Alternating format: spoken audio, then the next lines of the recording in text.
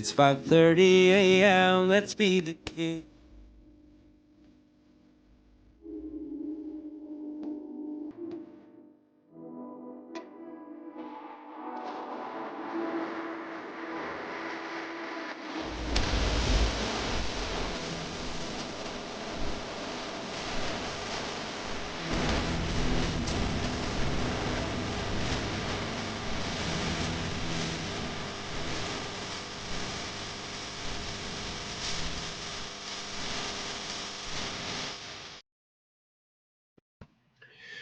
What is up, everybody? It is week 4 of the NFL season, and as always, the fantasy first rounders here with you again.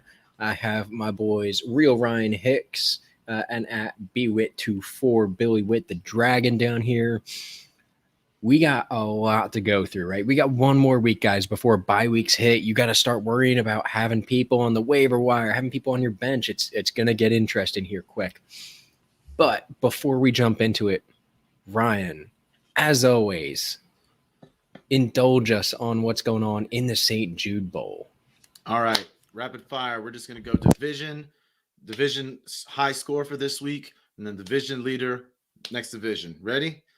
Peyton Manning, this week's high score was winner win one, who's 2-1 with a 152.18. Overall, DC Lemons 22-22 is 3-0, 462.4. That's my division where I'm 0-3. Reggie Wayne, this week, Tommy Pickles, 186.12, the highest score of the whole league was this Tommy Pickles 888. Overall, that is Billy's division. He is also leading the division. BWit24, the Dragon, 2-1 at 424.42. Then we move on to CEH. This week's Brett Hicks 2, Panda Pilsners, my cousin who let me come to the podcast tonight. Thank you, Brett. He's 2-1. He had a 148.58. And then overall leader, TK Legacy 15, or Galladay In at 2-1 with a 466.14. Then we move to Luke Jokel. This week's high score, Abusement Park 2020, 2-1, a 181.4, very high score. Nicely done, Will. Nicely done. Overall, G to Jesus 519, or NY Wolfpack 3-0, 465.44. Well done. Another repeat guy as well. Nuke this week, 2 in a row. Rough Riders 2-1 with a 163.78 this week. That's his second in a row. Overall, Wilson Andrew 03, who's 3-0 with a 469.4. Moving on to Von Miller this week. GT Jeff 88. Nicely done, Jeff. Favre Dollar Footlong 2-1, 147.22. Yeah, that's a great name. Nicely done, Jeff. Overall, the leader is Smackman Jenkins at 2-1 with a 481 points. Then we move to Famous Jameis. This week's high score, TB2 Smooth, Tristan, 154.62. And overall, Fatamil, my buddy Kevin and my coworker, he's 3-0 with a 394.66. He's had some good scheduling. Moving on to Super Mariota this week, AWH6172, or Monkey Fighting Snakes, 3-0 with 161.04. He's also the division leader, our only repeat. He has 445.56, another guy from last year as well. Then moving on to Saquads, our one and only high score this week is Tom Blaskow, team name Minshew's Jorts. He's 1-2, but he dropped a 184.34, just 2 points behind the highest score of the week. Well done, Tom. And then overall, we have Britt Hodon, who's 3-0 and a 473.78. Last division, Killer Kyler. This week's high score was Edgeheads, who's 2-1. He was at 155.6. The overall leader was Dak Attack 956. Marco, what's up, man? 3-0, 418.84. So those are our divisions. Those are the leaders, and those are the high scorers. Hopefully, we'll be reading my name next week. I just traded for CMC in my division. Well, bad news for you is I don't think CMC is going to help you this week. So Chuba Hubbard, It'll be later. I'm seeing just volume wise, but we'll get there. But hey, there's some serious teams in this St. Jude Bowl. I got to say, Marco, congratulations. If you listened to last year, you know the rivalry. He's 3-0 this year. He's off to a great start. Now we'll have to see that. But we got so much to cover. Like we said, another week after this before the bye weeks kick in. So we got a full slate of games starting off with Thursday night. Battle of the Young Bucks. We got the Jaguars at the Bengals. Trevor Lawrence and the Jaguars 0-3 going into Cincinnati to face Joe Burrow and the 2-1 Bengals. Bengals are favored by 7.5, over under a 45.5. And I have to say, first and foremost for the Bengals, T. Higgins is out. And I don't know about you guys, but T. Higgins to me has been one of my favorite players from this wide receiver core. Jamar Chase looks good. Tyler Boyd looks good. But T. Higgins, that 6'4" frame with his speed has been impressive week in and week out. So definitely disappointed to see him out. I think that does hurt them a little bit. And I will say, if I'm going to kind of take a wild guess, even after last week's performance against the Steelers, right? Bengals beat up the Steelers 24-10. I don't know that I want to take that 7.5 point spread on the Bengals. I think I'd take the money line on it pretty confidently, or I might be swayed to take the Jags plus 7.5. I think that they could keep it interesting here. Yes, they've been, they're 0-3, they're losing games, but Trevor Lawrence is starting to, I don't want to say look good, but last week, 22 for 34, 219 yards, 1 touchdown, albeit 2 interceptions. He's improving week in and week out, right? We're seeing some progression. James Robinson showing up last week, 5.9 yards per carry. Ryan, I know you love that after last season. And then Marvin Jones and DJ Chark both showing some pretty good numbers as well. So I think that, I think the Jags headed in the right direction. Bengals defense isn't anything incredible. Like I said, I think money line on the Bengals or Jags plus 7.5. I don't want to touch the over-under. I think it's going to be very close to that 45.5. But what do you guys think on this one? So if Urban Meyer is not an idiot, this will go over. The reason is, and as he found out last week, they looked a lot better when James Robinson is involved in the game plan. When you get him going, the whole offense opens up. I think this is less about Trevor and more about having an established run game that can take so much pressure off of him in that passing attack to let him do his thing and showcase his natural ability. When he's under pressure because they're not running the ball, it's not good for anybody. So if the Jags can establish some sort of run game, and it's not about volume really in this attack, it's about the big chunk plays that J-Rob was getting. He doesn't need to have 20 carries if he's getting 88 yards. That's what matters. It's more so that the threat of the run game makes this entire offense hum. So for me, if J-Rob has a big day, I think the whole offense does. If he doesn't, I don't want anything to do with it. Chark does seem to be, he's scored in 2 of the last 3. So for me, he's that touchdown guy. You got to leave him in your flex positions. You can't really take him out because he's probably going to score. It just seems to happen, does it not? It's like that guy has a nose for the end zone. He's the opposite of Julio. So for me, I want Chark. I'm probably going to avoid Lawrence here because the Bengals defense, while not elite, is solid. They have actually talent at some of these positions along the D-line and the secondary. So I do think that this could get interesting if they can run the ball effectively early on. And this could be a very high-scoring game. But I'll still lean the Bengals with the spread because Chase has been unstoppable, and I think you can't not plug and play him in your DFS stuff right now. He scores every week, and until the price gets caught up with that, you got to keep plugging him. Burrow's looking at him. We were wondering who the number 1 receiver is going to be. To me, thus far, there is zero doubt who the number 1 receiver on that team is, and it's not who I thought it was going to be. And I know a lot of us thought it was going to be T. Higgins too, and we'll see what happens when Higgins comes back. But for now, it's Chase, and it's Chase again, and I'm going to be putting him in lots of lineups, and Burrow is a viable option this week as well.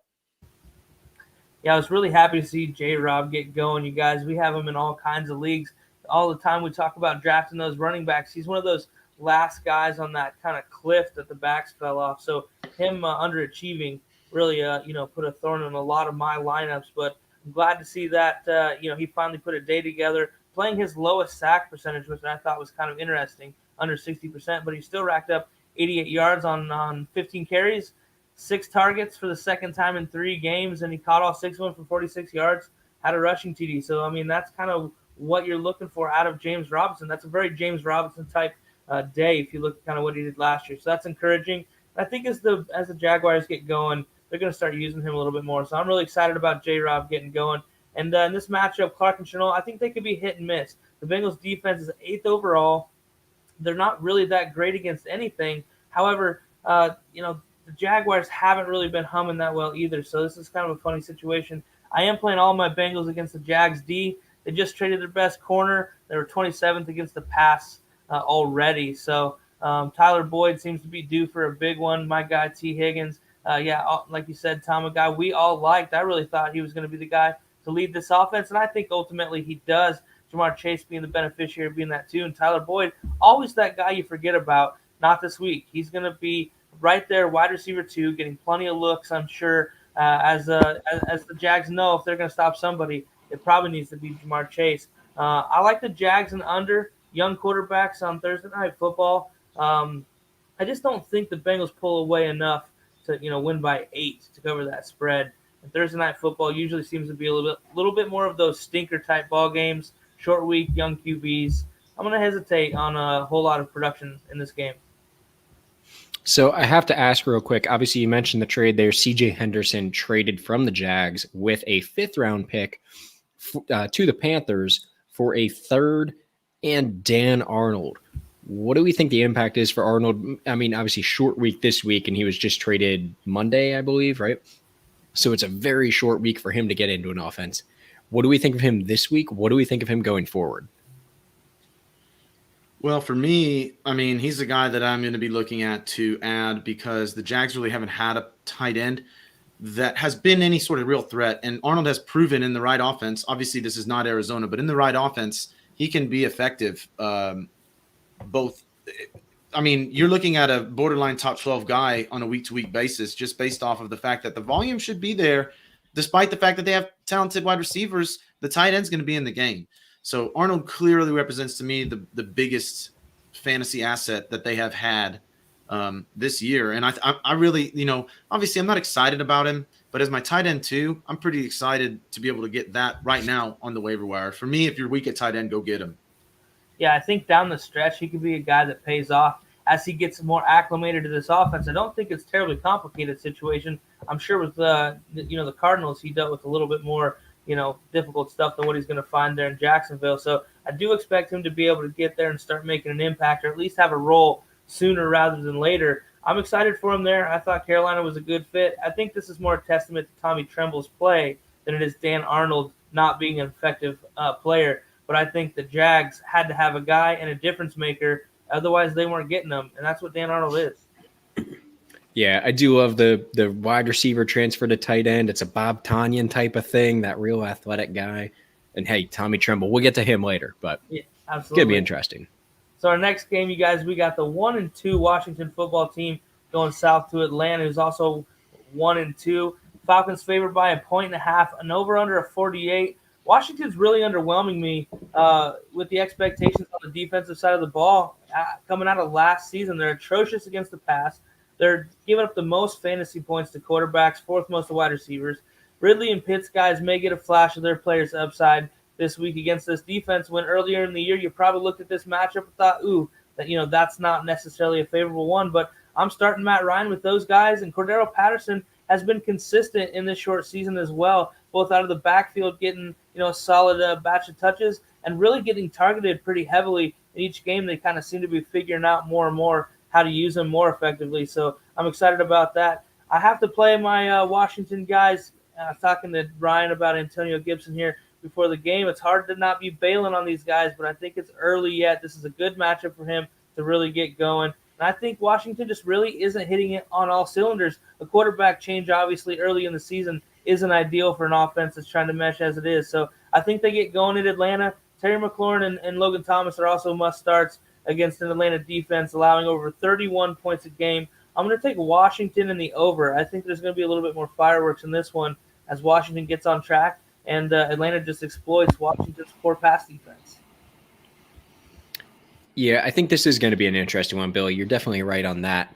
I love that you brought up Cordero Patterson because this is a guy that going into the season, I didn't have high expectations for, but in some deeper leagues, 16 team, I had him deep on the bench, just kind of stashed as a guy that was flexible. In some leagues, he's a running back and receiver. Kind of depends on where you're sitting with that, right? I've seen him kind of across the board between those two positions. But going into week 1 against Philly, we've seen 7 rushes every single game. Week 1, he averaged 7.7 yards per attempt, but that dropped incredibly against Tampa and New York. Not surprisingly with Tampa, New York, a little bit more surprising. But receiving, He went up from 6.5 yards per reception to 11.6 against Tampa and 13.6 against New York for 5 and 6 receptions, respectively. So what we expected him to do in the season was catch the football, and he's now doing that. He didn't do it week 1, but we've seen him do it consistently. So his upside, Scott Davis pointed out, loving his upside in PPR leagues is incredible because he's getting 5, 6, 7 receptions a game plus at least some amount of rushing volume. It's somebody that consistently, at least at a flex position, makes sense to me. I think that, obviously against Washington, I think it's going to be the receiving game where he excels. Scott, when you can put him around wherever you want, running back, receiver, or flex, it's helpful. I love guys like that, and he's no exception. I will say, that's probably my limit for what I want to see against this team. Ridley is, probably one of the only other ones. I guess Pitts, depending on where you drafted him, you almost have to. But beyond those 3 guys, I don't have interest in Ryan. I don't have interest in Mike Davis. Nobody else. And then Washington, with Taylor Heineke, I just don't know what to think. Like it's, he's 1-1. He looked pretty decent the first 2 games, but last week just floundered against Buffalo, who has a good defense, but I didn't necessarily think it was that good that it would just obliterate a quarterback. So I don't know. I have mixed feelings about Washington's offense and even their running backs. I know everyone's going to get volume here, everyone involved, but I don't know that their productivity is going to really excel even against this Falcons defense. Over. I'm hammering it. This is going to be one of the highest scoring games in the week, in my opinion, because the one thing the Falcons can do is pass, and the one thing that Washington can't stop is the pass. So what you're looking at with Washington now, because we're in week 3, like this isn't week 1. This isn't some sort of 1 week anomaly. This is a consistent trend. Teams have been able to shred them through the air. The Falcons have proven with teams with vulnerable secondaries. Look what happened against Tampa Bay. They can put up points and they can throw. So for me, on the other side of the ball, Atlanta's not stopping anybody. They're just not. They haven't shown any sort of ability to stop anybody in any real way. This is going to be a get-right game for Heineke and the entire crew. I think McLaurin is a lock for all of my DFS lineups as well. Who's going to cover McLaurin? Like, there's nobody that can. Logan Thomas, again, sneaky play. But it's a Gibson week for me because they're good. I can see this game being competitive. They're going to be throwing in enough run volume here because it's not going to be one team up real high on the other. They're going to both try it. Well, the Falcons, outside of Patterson, who's been pretty effective, the Falcons can't run the ball really. So I don't know how much running they're going to actually do, but Washington has talent in the backfield.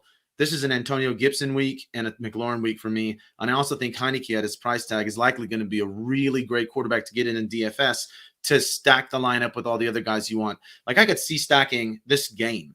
A Pitts, Ridley, Gibson, McLaurin, Heineke stack, like then you can, plug and play. Heineke gives you that real ability in DFS here. The Falcons can't stop anybody. It doesn't matter who's quarterbacking for Washington this week. I think they're a good option. And on the other side, I don't necessarily love Matt Ryan just because I don't love Matt Ryan, but the guys he's throwing to are likely going to have a big week. I love this game. I'll take Washington here. I think that the Falcons aren't going to be able to keep up because they're too one-dimensional, whereas Washington can beat them both ways. So I think Washington's going to win by at least 3. I'd be comfortable going 3, and I think the over-under at 48 is pretty low. I think I'm going to put some money on this game. This should be I expect this game to be really fun. So, guys, y'all have anything to add on this game before we move on to the next game? Rock and roll, man. Rock and roll. Texans and Bills. Good God. The Bills are favored by 16. I hate spreads like this. I'm likely not going to touch this with real money. I will say the over-under 47. I'm going to go the over. It doesn't seem like a lot of teams, I don't care who they're playing, can stop the Texans. And it doesn't almost matter. Like turnovers are really one of the big things. They're not doing a lot of punting. Now, as much as we wanted to smack talk the Texans offense, if I'm not mistaken, coming into week 3, they were the number 1 offense. Like they're generating yards. They're moving the ball. Brandon Cooks has once again proven to be basically a fantasy immortal because it doesn't matter who's throwing to him and it doesn't matter what team he plays for. Every time he stays on the field the whole time, he's a fantasy darling. He's not getting the respect that he deserves. And man, this guy's almost another Well, here's the thing. The Bills defense has been really good against the pass. That being said, I'm sticking to my guns, and I think that Brandon Cooks is a sneaky, non-chalky play against what everybody thinks is a crazy good defense. But the Texans have got to be able to throw the ball, and the only real, true, reliable option they have is Brandon Cooks. I would sprinkle in a little Anthony Miller here, but Brandon Cooks is probably going to make me a lot of money this week because nobody's going to use him. And the Bills defense is up, but it's only 3 games, guys. And again, the Texans have thrown on good defenses already. They've proven that they really are difficult, even with Davis Mills. They are getting that passing volume, and Cooks really seems to be the beneficiary of it. You guys who drafted Cooks know what I'm talking about. He's probably won you games already. I'm not touching the run game, and on the Bills, hammer them all. Dawson Knox, baby, it's this coming out party is this year. He's going to score again. Stephon Diggs is uncoverable in a lot of ways. I know that sometimes teams can game plan to take him out, but go ahead and try. The rest of the team's too good here. Josh Allen is a really great play in DFS and obviously in every other format. I like this. I'm going to go over, but I'm not touching that 16 because, again, nobody has proven capable of totally stopping the Texans offense. And this will be a good gauge for me about A, how good the Bills defense really is, and B, how good the Texans offense really is, because I think they're pretty good. And I think this is a fantasy gold mine because a lot of these guys are still available. Anthony Miller, for one. Yeah, I'm liking Anthony Miller too, Ryan. I started picking him up in some places. A couple places I had him stashed. Just when he got traded to Houston, I thought, you know what? That's a spot that makes sense. However, going into this matchup, I can't play any Texans against the Bills. Brandon Cooks has been great. I understand that he's pretty much produced everywhere. I worry about the Bills getting to the quarterback and Brandon Cooks being able to get the ball. If I have another option that has a decent matchup, I might be flipping a coin on Brandon Cooks and just sitting out this week with the Texans altogether. The Bills' defense is playing too well. They're the 4th best scoring defense in the NFL. They're also 4th against the pass. 178 yards a game is all they've given up so far. So from a fantasy standpoint, I think this is a really good matchup to start the Bills' defense if you can scoop them up if they happen to be available. Houston's defense is among the league's worst in almost every category. Dawson Knox should have an opportunity for a 3rd straight game with a touchdown. I agree with you, Ryan. He's really playing well, coming out, part of your guy that we've told you a ton about, and really maybe we were just a little bit early on because we saw that talent flash and a guy that we were all targeting late, in tight end in leagues where, we're targeting those guys, those tight ends late in drafts, and a guy that it's really nice to see finally starting to produce. And it's exciting because this offense has kind of been missing that piece too, so there's a role for him as well. Moss and Singletary are both great flex options in this matchup. And for you guys that are wide receiver needy teams, got some injuries, maybe T. Higgins is out for you, I think Gabriel Davis is a guy that you can plug into your lineup with confidence in this matchup. The big yards per catch guy. I think he can get a deep shot or two against this team after Emmanuel Sanders has kind of emerged. I think it's just going to open up those deep shots for this defense in this matchup. I like Gabe Davis. I will touch that 16. It was 16.5. It moved to half a point already. I just don't see the Texans being able to keep up. So I'll take the Bills and over. I think the Bills go nuts. What do you think, Tom? I think that Scott Davis nailed it in the chat. Give me both running backs for the Bills. And I almost never say that, especially after last year. We didn't want to say it. But yes, Devin Singletary and Zach Moss this year have been kind of like low-key killing it. Both are like RP2 or very, very high-end are like flex, at worst. And I have like 2 or 3 leagues that I have. If I have one, I got both. I didn't go with one or the other. I want nothing of that. But to just put both of them in, I'm going to get every bit of Buffalo's rushing yards. And I love that against this Texans defense because who's really going to stop them? Are we talking about Whitney Merciless, Malik Collins that are 45 years old and out here on crutches? Like these men are not going to stop those two when the Bills have been throwing over them for the last 2 quarters. I think, 16 points. I get what Ryan's saying. The Texans offense can still score some points, but I don't think the Bills are concerned about that. I think they'll throw on them a lot, get ahead a little bit, and then be able to run the clock out with Moss and Singletary just kind of splitting the ball. And if you can get both, I don't care who gets the touches because I'm going to get the points either way. This is about the only offense I would ever do that, other than maybe the Browns. But I do like that play in some scenarios. On the other hand, we were talking about Cooks, right? How what do we really think he's going to do against this defense? I am concerned about him up against Tre'Davious White. Tre'Davious White. He is one of the, I would say probably definitely top 10, maybe top 5 corners in the league. With Levi Wallace on the other side, not a bad option. Jordan Poyer, Micah Hyde, out back. And like you said, this is a team that gets after the quarterback too. We're talking Jerry Hughes, Ed Oliver, and by the way, they have first-round pick Gregory Rousseau as a second-string D end, and first-round pick Gregory Rousseau as a second-string D end. Carlos Basham, a second-round D end, as a third-stringer behind AJ Espensa. I mean, this is a deep front four, right? This is a team that doesn't need to send 8 people to get to the quarterback. They can send 4, and it's sufficient because they have fresh legs. It's what the Eagles were a few years ago, where they would just rotate guys in and out. They had Chris Long, they had Brandon Graham. They were able to just rotate guys in, and offensive linemen were just getting gassed. I'm fading the whole Texans offense, even though Davis Mills has done a decent job over the last game. He played fairly well for a rookie quarterback in his scenario. Got better as he went. Exactly. I like what I'm seeing from him, but this isn't the game to play him, and it's not the game I want to play anybody around him, because I think the Bills are going to dominate this one.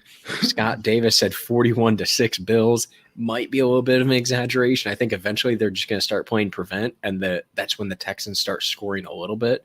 They'll be able to make some underneath passes and move the ball eventually, but the Bills won't care because they're going to win the game.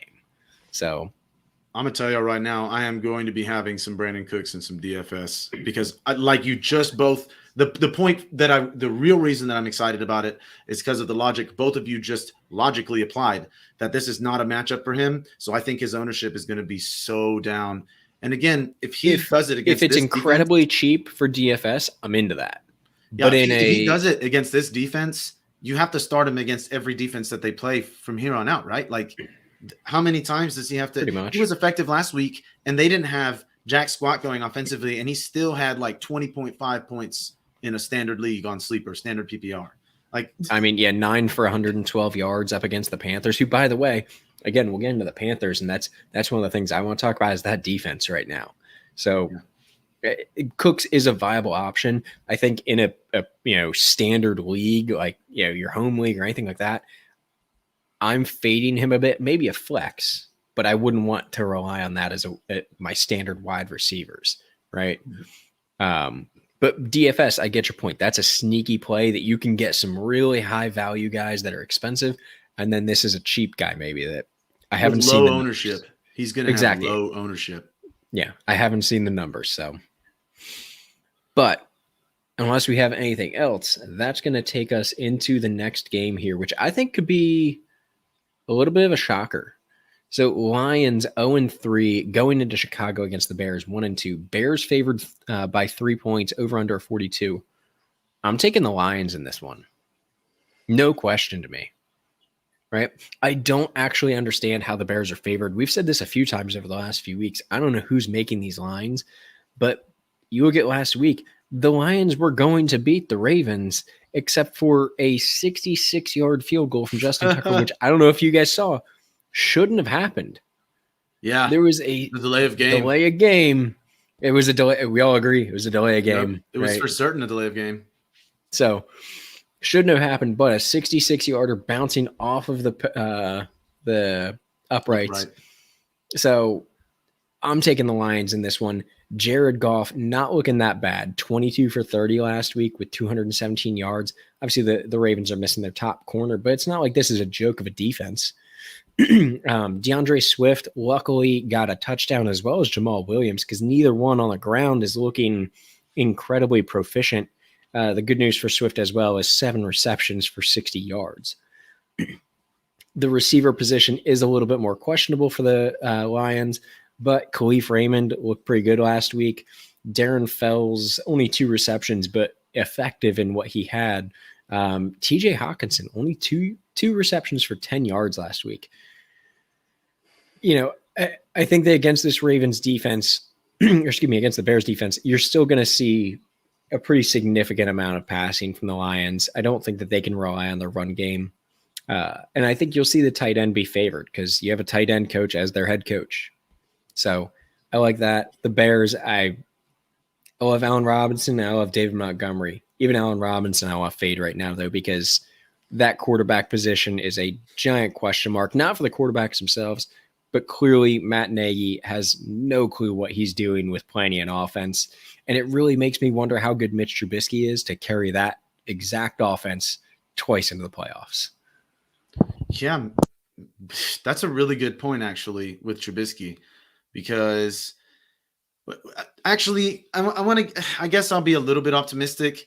People got to remember this is a rookie quarterback in Fields, and he's going to have his growing pains. And I'm expecting, I wish they would have started in week 1. So by now he would have gotten through that. So real quick, though, the issue isn't his play, right? The issue is 5-man protection for almost every passing play. And you only got him out of the pocket one, or designed to move the pocket once in the first half. And it was almost at the end of the second quarter. Agreed. The fact is the scheme around it, to me at least. Fair, but he didn't look good regardless. Like their issues, and I think that they're not major issues. I think they're minor rookie issues that will be corrected over the span of maybe 3 games, which is why if they would have done this week 1, they'd be ready to roll right now, and I would be picking the Bears. But I'm with you. I'm picking the Lions. Fields is still going through his growing pains, and I'm with you guys. I mean, I'm starting to question how bad is Matt Nagy? Are we approaching like GASE levels here, or like is that something that's even possible? But the Bears, I always like Montgomery. I think Mooney could have his come out game this week because the Lions pass D isn't really that good, but it's all Lions for me here. Give me Goff. I think this is an intriguing matchup for Goff, and I like both the running backs. And then that Hawkinson thing's an outlier. I'm sticking with Hawk. The guy's just a volume machine. I know last week kind of was weird, but the Ravens, they do have talent on the defense, and that was a weird game too. This should be a higher scoring game, but that over under 42 is tough. So I'll take the Lions. I'll take the Lions money line, and then in the over under I'm going to avoid, just because I could see the Lions scoring like 30 points for real. Their offense looks like it could be good. I think that the Lions fans should be happy that they got Dan Campbell. I think he is the coach that's going to get him out of this slump. Yeah, the Lions have been really living off that dink and dunk passing offense to Hawkinson and those running backs. So I'm not concerned about Hawkinson's lack of production last week. He's still one of the premier options at the tight end position. And like Tom said, the head coach is a tight end at heart. So it's going to continue to be a very big part of their offense. But those running backs, man, Swift and Jamal Williams out of the backfield catching passes. These guys have been scoring like crazy. And I think they're in for another day here against the Bears. So keep them plugged into your lineups. Quintez Cephas is also another guy I like as a nice flex option against the Bears team, allowing the 7th most fantasy points to quarterbacks through 3 games. I can't start any Bears outside of David Montgomery. However, I agree with you, Ryan, that the problems with Justin Fields are rookie mistakes, young guy stuff. That's going to take a few weeks to iron out. I don't think they're huge problems. It's just there's enough to work on that it's not going to happen in 1 week, I don't feel like, especially in a divisional game. The Lions see blood in the water. I expect them to come out and kind of punch the Bears in the mouth. This Lions team has really, they played really well with Green Bay until the rain started coming down, you guys. That was a ball game until Aaron Rodgers kind of took over. So if you're a Lions fan, I said it last week and the week before, you got to be really encouraged about what you're seeing going on in Detroit. But the offense was bad last week. A-Rob and Mooney have been MIA. Even, when Dalton was playing, we weren't getting a whole lot out of those guys yet. So I think the Lions win one, get the monkey off their back. So they'll definitely cover that 3-point dog spread. And I'm going to take the under at Soldier Field. I think the Lions score enough. I don't think the Bears do a whole lot yet again. Talk about Matt Nagy. Is he Gase level bad? I think he is. I think he got this job based off a lot of Andy Reid, Kansas City success early. He's kind of the next guy in line, and it really hasn't worked out. We're looking at a situation where Mitchell Trubisky really was the best quarterback play we've seen in Chicago, and that was supposed to be the only thing they had to fix this year. Right now, going into this, was that quarterback. Yeah, it's weird. I'm golden. Good to roll. Golden. All right, next game, pretty interesting matchup. Panthers 3-0 going to Dallas. What a surprise 3-0 team. Happy for Sam Darnold and the gang down there in Carolina. At Dallas Cowboys, 2-1 coming off that throttling of the Philadelphia Eagles. Cowboys favored by 4.5, over under a 50.5.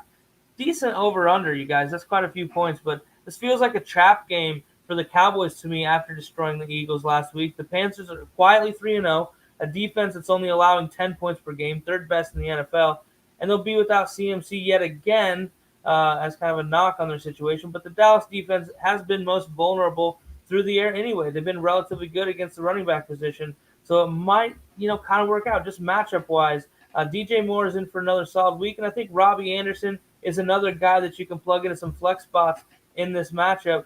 The Cowboys, you have to start all of them. The offense is tough. It's incredible. These guys you're going to want to start playing all the time. I think Dalton Schultz is the real deal. I hope Amari Cooper is kind of coming back off the ankle in that explosion in week 1. And CeeDee Lamb is a guy that's always a must-start for me. So I think there's a lot of opportunities in this one for some guys to really rack up a lot of points. So for me, I'm going to take Dallas at home. I think they pull it out in the over. I think Carolina gets going, a little bit of a shootout. Yeah, I'll tell you what. I think that the Dallas game was less about Dallas and more about the Eagles severely struggling. Right? Not that Dallas doesn't have a good team. I'm not trying to say that. But that Eagles team was atrocious. The play calling on both sides, not good. I mean, if you watch the broadcast, he optioned into a draw by saying something, I forget exactly what it was, but Picasso or something like that. And LeBron James said, I think it's going to be a draw. Guess what? It was a draw. There's no creativity with that, but the D-line didn't register that kind of thing, right? I don't know what it is about that Eagles team, if it's without BG, but they couldn't stop Zeke. When you look at his numbers, throughout the first 3 games this year, he's averaging 3 yards per attempt, 4.44 and 5.59, right? Obviously last week, incredible week for him. I don't think that continues. I still think that they're going to give the ball to Pollard a bit. I think that I think he ends up in the high 3s for his yards per attempt this year. And if they feed him, great, but he's gotten 11, 16, and 17 rushes per game. That's not the 20, 25, 30 that we would love to see for a guy that's a bell cow back. So I do have some concerns about Zeke, and I think that the Cowboys might not run away with this one. I think the Panthers offense is pretty solid. When you look at it, Sam Darnold been playing pretty efficient football. Christian McCaffrey obviously hurt, so we'll see what Chuba Hubbard can really do back there. Obviously, they're very similar in style, right? It's not like a receiving back and a power back. It was receiving and power or elusive back, in Chuba. So hopefully we see, Chuba be able to step up here a little bit. But DJ Moore, Robbie Anderson, Terrace Marshall are perfectly fine out wide. And I am stoked with the departure of Dan Arnold to see what Tommy Tremble can really do here, because in his only, real touches of the season, week 1, he had a kick return. I don't know if you guys know this, had a kick return for 21 yards as a tight end. That's not bad. And then he had last week 1 rush for 7 yards on end around and 1 reception for 30 yards. I mean, obviously this is very, very, very limited numbers, but I'm loving what I'm seeing from this kid. And it's somebody that I am putting on my bench any league I can, because I want to have him there, because I think he's going to blow up. Yeah, for me, I'm taking the over here because I like the Panthers D, but J.C. Horn is a problem, and not having CMC is going to be a problem for their defense. Not more than, let's be real, but it's going to be a problem for their defense as well as their offense.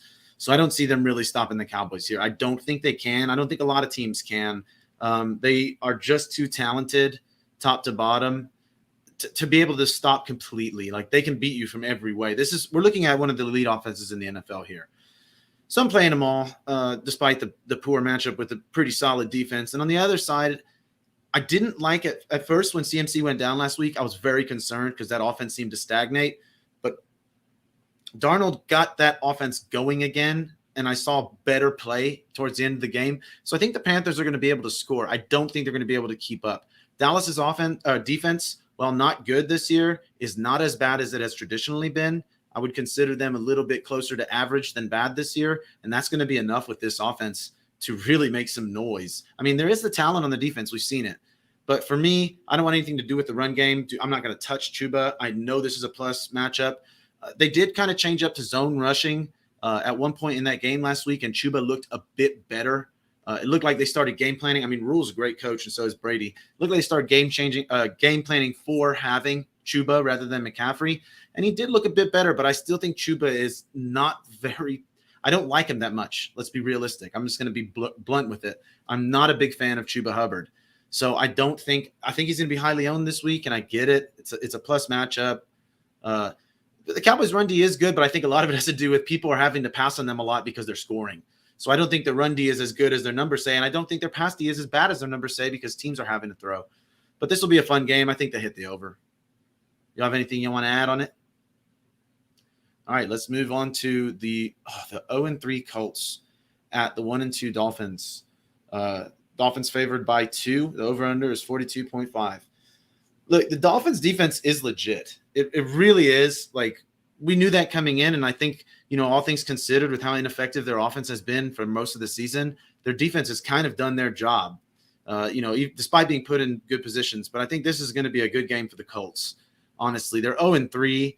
You can't go 0-4. You just can't, especially not in this division. You got Tennessee heating up. I mean, if you want a chance at the wild card, you got to win this game, and the Dolphins are vulnerable. Their offense, outside Gesicki last week, who, my gosh, that looked awesome. I was about time, right? About time. I have him everywhere. It was beautiful. Love seeing that from Magic Mike over there. He's so talented. And I do like Brissett with him because I think Brissett realizes it. So Gesicki will be a guy I'll play for the Dolphins. Nobody else. On the Colts side of the ball, I like Jonathan Taylor. I think they're going to be able to enforce their will this week. I think that's what they've been lacking is that identity that has made the Colts recently with that overpowering run game option, Jonathan Taylor in the backfield, the passing being a complementary option. So I think this is a JTT game for me. Again, with all respect due to the Dolphins defense, I think the Colts are going to do their darndest to run the ball down their throat. I think they need to if they want to win. Take some of the pressure off of Wentz and the receivers. Maybe try to go another week with Hilton. You can get him back soon. I know he's not who he was anymore, but at least he can get some defensive attention because this offense just looks out of whack, and I don't want much of anything else other than Taylor at the moment. This Dolphins defense scares me from everybody else. These are two good defenses despite their poor records. The offenses just haven't clicked, and I think this is going to be a JTT day and another Gesicki day. Yeah, Colts are struggling right now. Injuries piling up. But I do think this is their chance to get things turned around. Miami's defense isn't playing as well, like you said, Ryan. And the Colts had some success against the Rams that I thought was encouraging on the offensive side of the ball. And Pittman looks to be the wide receiver we drafted him, hoping he was, that wide receiver 2 type guy. I mean, week 1, a little slow out the gate, but 2 decent, well-respectable games, playable games, most importantly, even with the banged-up quarterback. So that's encouraging. I think he's a safe start week in and week out. And JTT people rejoice. This is the game where he gets back on track for us. I know. I'm struggling everywhere, too. The Finns have allowed the second most points, fantasy points to running backs, and they've allowed 100-plus yards to a rusher in 2 out of 3 games, and Singletary, being the third guy, had 80 yards and a score on the ground against them, too. So I'm out on the Dolphins until further notice, however. If it's not Gesicki, I really don't think there's a guy you can play. He seemed to be the only guy Brissett was really targeting, and it wasn't even a secret. He just kept throwing his way. He's not going to support many fantasy-relevant players, that being Jacoby Brissett. This offense was already struggling with Tua, and I just think they're not going to make a whole lot of noise at all. So I'll take the Colts and the under in this one. I think Pittman can be a flex guy. JTT, everybody, hold on tight. This is where we get back on track. I've been waiting for Pittman to break out, and I thought Wentz would be the deciding factor in that. Luckily, last week it was. Somehow, 2 sprains over here has made Pittman a relevant receiver. All right. So at the end of the day, I'm still praying for JTT to step up. Obviously, somebody that I think all of us have in quite a few leagues. We're expecting a lot out of him. And Carson Wentz himself last week was not incredible. I mean, 51% completion percentage is obviously subpar, to say the least. But again, this is a guy dealing with 2 sprains, 1 in each ankle. Not ideal for your quarterback situation. So having JTT be able to step up this week would be huge to help him out with not having to, put the full weight of this offense on him. I think this is one of the more surprising 0-3 teams to us, at least to me, especially with the defense they have. I thought that they were going to be 1-3 at the worst here. So hoping that changes. I think you're right, Billy. JTT could be on the upside this week. On the Dolphins, Jacoby Brissett, I mean, he threw 49 times last week. Completed 32 of them, not too terrible. So at the end of the day, Mike Gesicki, great. Jalen Waddle had 12 receptions, but not effective with him, only 4.8 yards per reception. Devontae Parker made the most out of it, but only 4 receptions at 10.5 per reception. I mean, it's not pretty in Miami. I don't really love anything I see. Even Gesicki, I am hesitant to start. If I have, Cole Kmet or Mike Gesicki, I don't know which one I start because neither one's got great quarterback play right now. So I am fading the majority of the Dolphins offense, including their running backs, because Lord knows Myles Gaskin has not been the guy this year, even though last week fairly effective, 5 yards per carry, but only 13 carries. So he's not getting the volume I need to support it. He's touchdown dependent and hasn't been getting those. So to me, it's Gesicki over Kmet. Start Gesicki. I think that's where I would lean. Yeah, no, I get it. Yeah. That's where I lean because I know Jacoby Brissett better than whoever is starting in Chicago. Matt but Nagy. It's still exactly. This is the new GASE, he who must not be named, coming out in Chicago, right? Man. So, but at the end of the day, it's a concern for me with Gesicki. And I thought going into the year, this was going to be a lot more confidence-inspiring tight end to play. So a little bit of a disappointment. But I believe that takes us into the next game, correct? Yes. All right. So Browns 2-1 going into the Vikings, who are not 1-1. They are 1-2. So Browns favored by 2 points. Over under of 51.5. I think this could be an interesting one, right? Browns offense looked decent last week. I don't want to say great or anything. Baker Mayfield, 19 for 31, 1 touchdown, 246. Pretty good. Nick Chubb, 22 carries for 84 yards. Could have been a little bit more effective with it, but Kareem Hunt, on the other hand, 10 for 81 and a touchdown on the ground. That's impressive against this Bears defense. So I do like pretty much anybody on this, on this team. Obviously, the receiver position, Odell Beckham Jr. last week came back in. He went back out a little bit. It's whoever's in there, I think, is going to be startable. Looking at even Donovan Peoples-Jones, only 2 receptions last week, but 19.5 yards per carry. And Rashard Higgins, 2 for 24, so 12 per carry. Not too bad. And Austin Hooper with the touchdown. This is a good team that can, whoever gets the ball is effective. They have a lot of weapons. I would start pretty much any of them personally, even against the Vikings. Their defense is good, but not great. The Vikings, on the other hand, Kirk Cousins, as always, playing efficient football, putting the ball into the end zone. Alexander Mattison, though, 26 for 112 last week. I love to see that with Dalvin Cook out. I think this is another team that if you have those top guys, you're going to play any of them. I think this will be a shootout. I'm taking the over on it. The one thing is kind of who plays behind Thielen and Jefferson. Last week, KJ Osborne, the only one that got any touches at the receiver position. So I don't know if there's a third receiver I want in Minnesota, but the top 2 receivers and whoever the starting running back is, I'm in, along with Kirk Cousins. Yeah, I got to give a shout out too to Tyler Conklin. He's looked quite athletic when he's gotten the ball, more than I expected. I mean, I can see some upside there. If you're really weak at tight end, that might be an interesting guy to take. This is not a plus matchup for Minnesota. That being said, I want a lot of this game, and I think the over I'll take at 51.5. I also think I'll take the Browns. That being said, if you look at the 2 losses for Minnesota, one was an overtime loss to the Bengals, and the other one was a 1-point loss to who was it? They just lost week 2 to Arizona, 34-33. They have scored on average 30 points a week. and they played Cincy, Arizona, and Seattle. In my opinion, 3 average to above average to great teams, and they have scored on everybody. So I do think they're going to be able to score on Cleveland. And on the other side of the ball, I think Cleveland's going to be able to score right back on them. This is Nick Chubb had a really disappointing week last week, and I thought it was a Nick Chubb week. This is the Nick Chubb week. You don't generally, when Nick Chubb is healthy, see back-to-back duds like that. He seems to me to be a no-brainer. And on the other side of the ball, if Cook is healthy, I'm plugging him right in too. I could see both of these teams trying to use the running backs heavily. But everybody for Minnesota and everybody for Cleveland for me is viable, except for the Cleveland receivers. I'd rather hop into the Cleveland running backs here. Yeah, Minnesota has been most vulnerable through the air. However, I think Stefanski wants to beat his old team as well. And I think the running game will be the catalyst as well myself, Ryan. I like Nick Chubb in this one. I think Kareem Hunt also will have some reps. It'll be worth plugging him into a flex spot.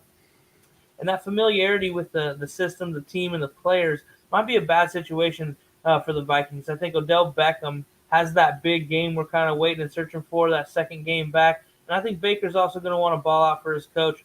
And I'm starting both of those guys everywhere I have them.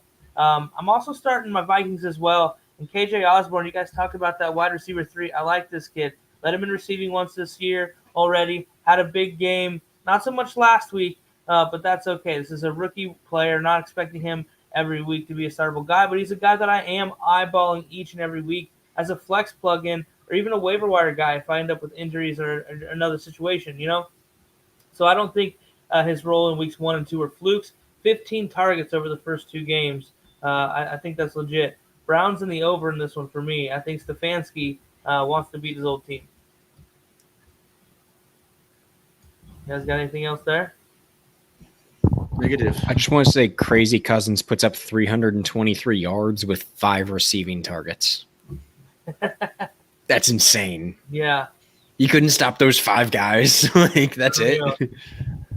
That's kind of impressive when you think about it. It is. Kirk Cousins, low-key, a very good quarterback. Dude, he's been on point this year. Yeah, I agree. Yeah. I'm excited about this next quarterback. game. Very underrated. Quarterback 12 last year in fantasy, and I think he's right near that top 5 range right now. Yep. So our next game, you guys, we got the 0-3 Giants, a team that we've paid a lot of attention to this offseason. For all their value fantasy players, traveling to New Orleans and taking on the 2-1 Saints. Saints favored at home by 7.5 with an over-under of 42 points. Saquon, I need me some Saquon. Sterling and Slayton, those guys that we like, those receivers. Sterling Shepard really looking very good this season so far before that hamstring injury. Slayton turning into that deep threat as well. And they're both nursing hamstring injuries and may not play this week, so it's Golladay by default. And I'm not that excited about it. I have not liked what I've seen out of Kenny Golladay thus far. And the Saints are going to be a very hard team to predict on the offensive side of the ball. I would start Jameis at the bottom end of that QB1 range, pending your other options. TD upside, obviously, the yardage just hasn't seemed to be there yet for Jameis. So it does give him a relatively low floor for a quarterback. And Kamara you have to start, but I'm likely avoiding auxiliary guys in this matchup. I think the Saints are going to win it. I think they cover as well, as I don't think the Giants score many points. I think it's under. I don't see a whole lot of scoring happening here in this game. Definitely think you're right with the under. It doesn't seem like either team is, poised to put up a huge amount of points week in and week out. Jameis, I get what you're saying with the touchdowns. Personally, I think I'm leaning off of him just because, 128 yards last week. Come on. I get the Patriots are a pretty decent defense, but that's atrocious. And that's kind of the standard for him this year. It's not like he's putting up 300-yard games. So it's very, very different from what we saw in Tampa Bay for him. Alvin Kamara, like you said, you've got to start him. But beyond that, I think it's a coin flip for who gets the touchdown of the week, whether it's Marquez Callaway or Deontay Harris. I don't think I want to start either because I don't know which one is really going to be the guy, right? Which one's going to get that target. So I think I fade any of their receivers. The Giants, on the other hand, Daniel Jones is kind of a sneaky play. He's been putting up pretty, fairly good numbers week in and week out. Last week, 266 yards, but no touchdowns, which hurts him a little bit. But it's tough to say that that's expected especially against the Saints defense. I think he'll put up some yardage, but maybe a touchdown or so. But he has some rushing yards every week. 8 for 39 last week against the Falcons. Saquon, I need to keep getting touchdowns. Last week, not too bad. That was his first decent week of the year. Hopefully it keeps up. These Giants receivers, it's a little too spread thin, and in a matchup like this, I don't know if I want to play any of them if I can avoid it, just because I don't know who's going to get the touches, against this Saints D. And like we said, it seems like it might be the under. Yeah, I'm shocked that the Giants are 0-3. I mean, the talent, I can see it. It's there. They just haven't put it together. Finally, Saquon got an acceptable amount of touches last week. So I'm all in again. I saw the stuff that I was looking for. I just didn't. It was right there at the edge every time. I was like, oh, he's going to take that one to the house. It didn't work out. But every time I'm like, whoop, there, you can see him like poking his head around the corner. I'm like, I can see you, Saquon.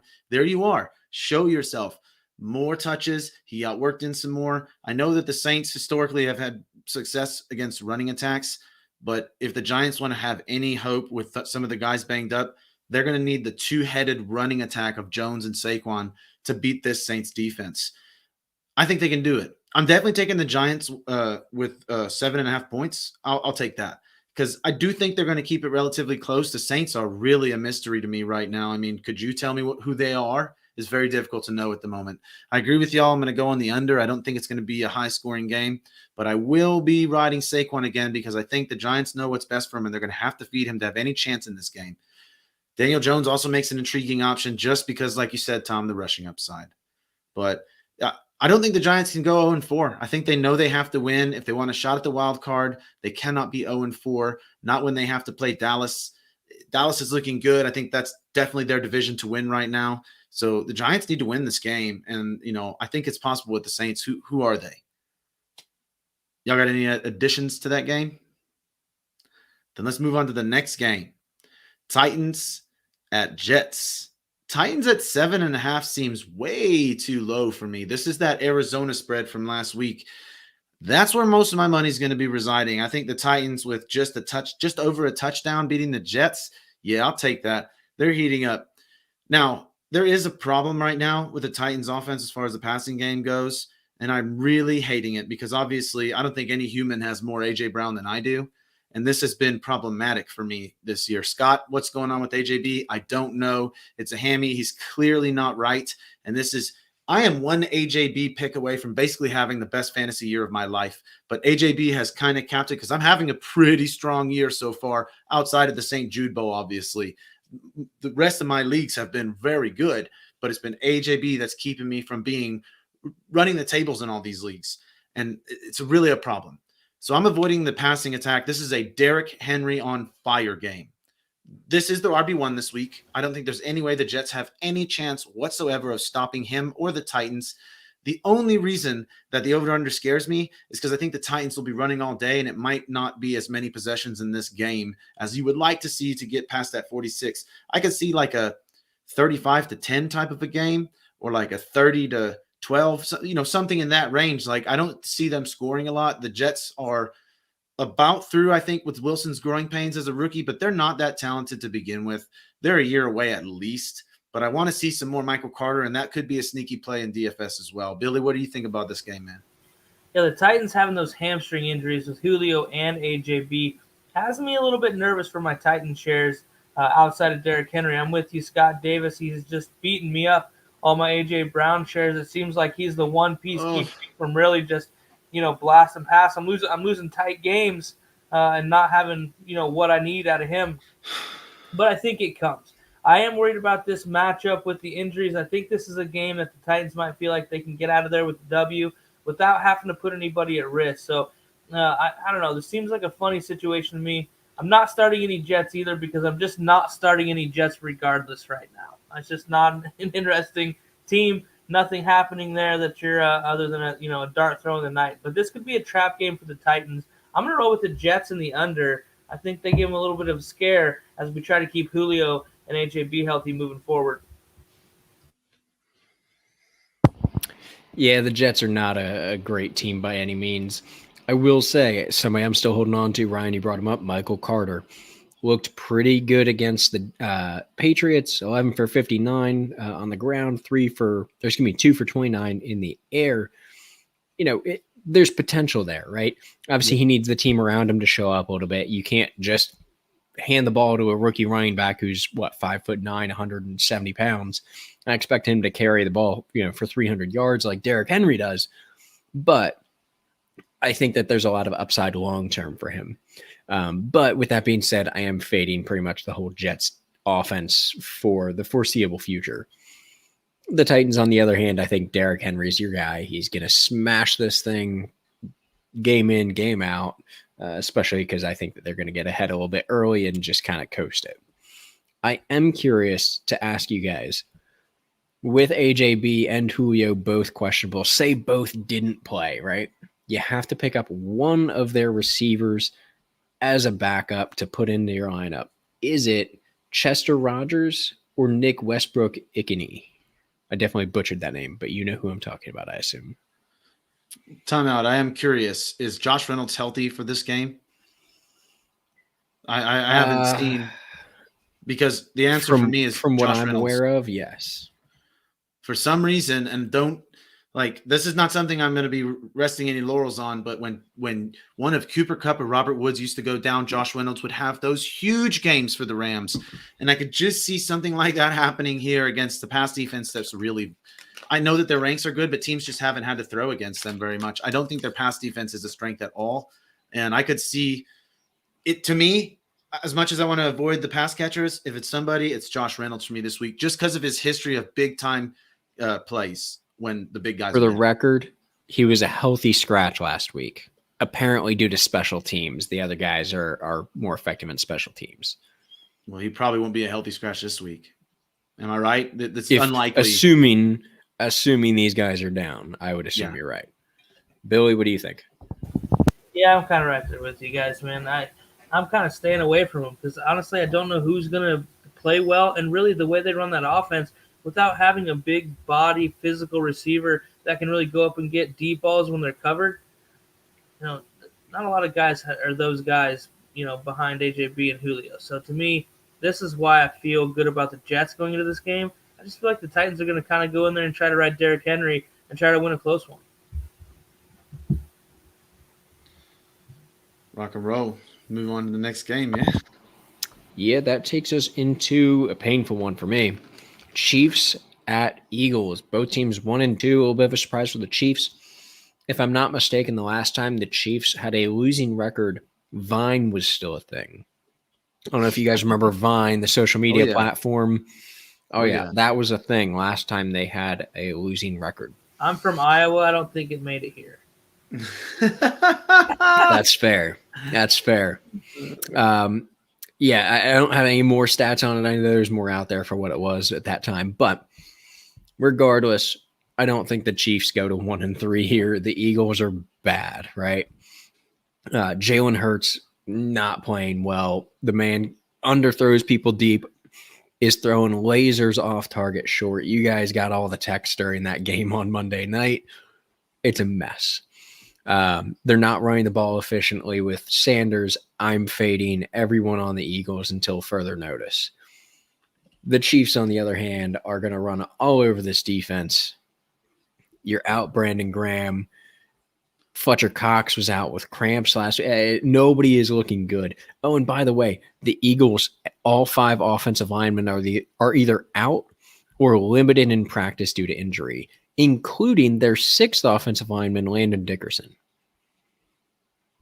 It's not a good week for the Eagles.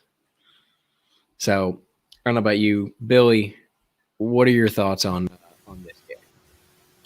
I'm pretty happy about CEH finally hitting 15 points in PPR scoring, 100-yard day. It's a little bit encouraging. Shows the emphasis of wanting to get the run game going. Tyreek, 2 not-so-strong weeks after that explosion, week 1, but that's what you get with a guy like Tyreek Hill, is those monster days, and some days where that deep ball just isn't working for Kansas City, so you kind of take that as it is. Kelsey's Kelsey, starting all the Chiefs against the Eagles this week. I got one last week of holding on to my McCole Hardman shares, praying that I see something happen, and maybe the Josh Gordon news is something that lights a fire under his ass and gets him going for me because I have so many shares of McCole Hardman. I just can't understand how this guy doesn't do anything being the wide receiver 2 of that offense. It's amazing. The Eagles need to run the ball at least some. 2 carries of Miles Sanders is absolutely asinine. And especially when his first carry was like a 25-yard rip right down the middle of the field. I mean, come on, don't start giving him the ball? Wow, amazing. So I have a lot of Miles Sanders too, so I'm very frustrated, hoping that he gets going and the Eagles kind of get back to the run game. Nick Sirianni knows better than to only run the ball 4 times with running backs. That's ridiculous. This is a fantastic matchup for those Eagles running backs. The Chiefs have been pitiful against the run, and they're 3rd worst against running backs from a fantasy standpoint, 2nd worst against quarterbacks. I think this is a game that you want to get as many pieces of as possible. I think the Eagles score a lot of points. However, I think the Chiefs pull away. It could be pretty ugly towards the end of the day, but I'll take the Chiefs in the over and something that could be like a 56-35 game. I think the Chiefs really get back on track and start lighting the scoreboard up. They're frustrated. I couldn't have said it better myself, Billy. I could see Mahomes throwing for 7 touchdowns today. Or this game, it's going to be bad for the Eagles. I think they're worse than 1 and 2. Honestly, I don't know how they beat the Giants, and the Giants have not looked, all that. Miles Sanders has averaged 5.2 yards per carry this season, but he only gets 10 carries a game. Like, what can he do? Why are they not wanting to feed that guy with the effectiveness that he's shown? I've also liked what I've seen from Gainwell. They have a 2-headed monster at running back that people don't really understand, because they're not running the ball effectively. And it's not like they have some sort of pinpoint sniper at quarterback with Hurts. Running the ball effectively is what they should be trying to do. Now, you mentioned the offensive line being down. That's a problem. On the other side, this is a play the Chiefs day. They're going to be chalky like crazy in DFS. I don't care. Mahomes is probably the QB1 this week. So for me, it's all about the Chiefs pumping the over, and they're going to beat them by more than 7. I might favor them by 17. The Chiefs scoring 50 points to me seems very doable this week. I don't think the Eagles are going to have a chance. It's just the Eagles look dysfunctional, and Hurts can't save them in the way they need him to save them. He's more effective on the ground, and they're more effective on the ground. If they have a lead, they could be a dangerous team. They just don't get leads. Yeah, and I feel like they're kind of leaning on Hurts at a time when he should be developing. Like Tom said, there's a lot of mistakes he's making. That for a guy that's starting in his 2nd season in the NFL, you kind of hope he'd be cleaning some of those up. But I think some of that is they're leaning on him so hard to make so many plays and really not getting much help from the receiving crew. Start Gardner Minshew. Yeah, I'm fine with it. Genuine question I have to ask. Does that become a real conversation here by week 8, halfway through the season? If they're not winning and the completion percentage isn't starting to come up, the wide receivers aren't starting to get involved, at least to some degree, I would think that you need to start thinking about making a change because the offense just is not being ran right now. They're gaining yards, they're scoring points. But imagine if any of this was actually what was scripted and what they were designed and trying to do, how pungent this offense would be. But right now, I'm not really sure what I'm looking at a lot of the time. Yeah. Well, next Fair game, enough. you guys, we got 3-0 Cardinals going to LA, divisional rival matchup with the Rams. They're also 3-0. Rams favored by 4.5 on their home field, over under a 55. On the Cardinals side of the ball, you're obviously starting Kyler and D-Hop, and Christian Kirk to me is a nice flyer in this game, even though you kind of associate the Rams with being a good defense. However, these divisional matchups kind of throw some of those tendencies out the window when these teams know each other so well. And the Cardinals know that they're going to need a deep shot or two to stay in this ball game with the way this Rams offense is humming along. So I like Christian Kirk as a guy to plug into a flex spot, and I'm not too excited about either Arizona running back right now for the time being, especially against this Rams front. The Rams I am keeping in my lineup. Arizona's the 10th worst against wide receivers. Cooper Kupp is going to keep it going. That guy's playing out of his mind right now. And I do think this is a favorable spot for Robert Woods to kind of get back in the groove and be that wide receiver 2 that we drafted him to be. And Higbee's a tight end that I feel like I can rely on this year. Yeah, he's going to have up and down days, you guys, but the upside is just unreal for the tight end position that really only maybe 4 or 5 other guys really have the ability to get you a 25-point night on any given week, and Higbee is that guy. Just being in this offense and being the only tight end, I'll continue with them because of that upside. So Stafford's a real contender. to be the quarterback one, and I like him in this matchup. I think the Cardinals are going to get shredded. Sony Michel should see his workload continue to grow, in my opinion, although Darrell Henderson will be back in the lineup. I read a little bit ago this week, but I don't think the Rams like him a whole lot. McVay always kind of tries to find a way to put somebody in front of Darrell Henderson. So I'm liking Sonny Michel, and if you saw his block on the blitzer in front of Matt Stafford last week, this is a guy that wants to play football. He's excited about being in LA, and that's exactly what Sean McVay wants to see. So I'm going to take the Rams in the over. I think this might be one of the more fun games of the season right here at the juncture of the year. Offenses are getting going, undefeated division rival. This is going to be a fun one, you guys.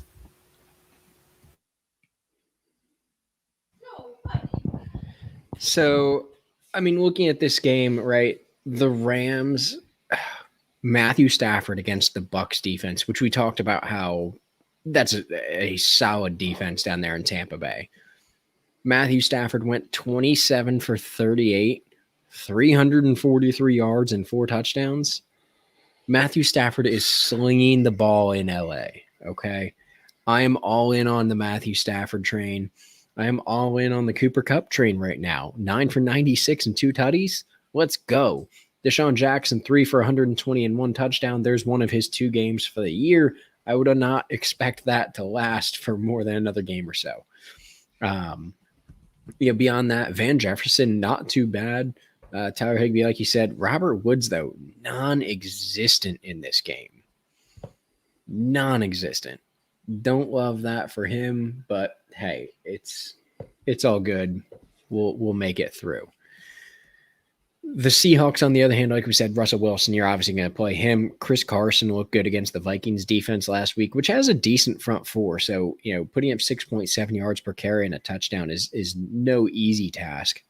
DK Metcalf finally showing up, 6 for 107. And Gerald Everett. I mean, we're waiting on the Seahawks to have a real tight end. And not that it's anything crazy, but 5 for 54 from the tight end position in Seattle is, it's solid. If he can get that week in, week out, I think that's pretty acceptable for that team. Yeah, for me, I am all about the Rams this week. I'm not impressed with the Cardinals defense, really. So I think Kupp is a lock. You got to play him at this point. I mean, how can you not play him in DFS? The dude is on fire. I'm a little bit afraid of Woods just because it's been the Cooper Kupp show. But like you said, both of you, Higbee is a very viable option. And I'm with you, Billy, on the Sony Michel train. On the other side, the only fear I have is they plug Jalen Ramsey on Nuke, and then you get one of those all-time battles again. And Ramsey has won those more than he's lost those. So for me, like Billy mentioned earlier, Christian Kirk is the guy I want the exposure on because I can see 0 reasons why they would put Jalen Ramsey on Christian Kirk and let Hopkins beat them. If Ramsey isn't on Hopkins the whole game, I think somebody should be fired because that's what we want to see. And that's what the Rams defense need to do to be able to stop this offense because they're not going to be able to really run against them. And if Hopkins can't go off, it's going to have to be Kirk, who's shown he's capable. So for me, yeah, I'm going over and I'm going Rams. But I think the Cardinals will find ways to score. It just won't be in the traditional ways, and Hopkins won't be as featured as usual with Ramsey covering him all over the place. Obviously, you're starting him, but not so much in DFS for me is what I'm saying. Anything else, guys? Or we go to another fun one? Rock and roll. All right, now we go Seahawks at 49ers. Is it just me or is it weird that the 49ers are favored here? Like, I don't feel like that's really accurate. Now, I haven't seen any news because I've had a busy day about Tyler Lockett's injury. How's he doing? Do either one of y'all have any up to date stuff for me on that before I continue? I don't, but I'll look now. Yeah, to me, that is obviously going to make me feel a little less confident about the Seahawks if they don't have the 49ers. If they don't have Tyler Lockett healthy and available. That hurts their offense. But I don't think that the 49ers are going to be able to stop Wilson and Carson. That combo there. Carson, once again, as he has always been in his career when he's been healthy, which has been, honestly, a good chunk of his career. He's been pretty healthy when you compare him to other running backs.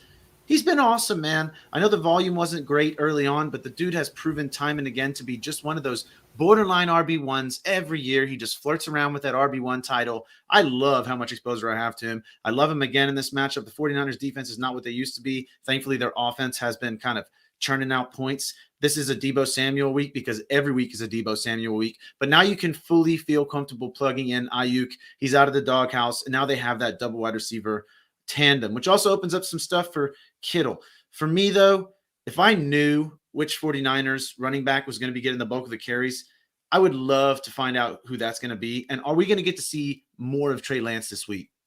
Because I don't know what they see. I understand that Garoppolo's numbers wise, it's decent, but I don't see it with Garoppolo. So give me the Seahawks. I think this goes way over 52.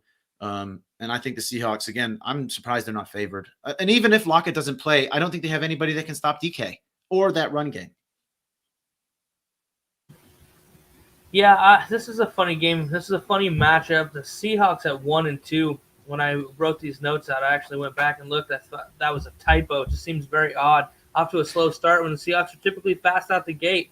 But I like what's going on in the passing game. Tyler Lockett, typically a guy I shy away from just because of the inconsistency, has really been the most consistent part of this Seahawks offense. You mentioned Chris Carson, Ryan. He's heating up. He's had a better game each game along the way. 3 touchdowns in 3 games.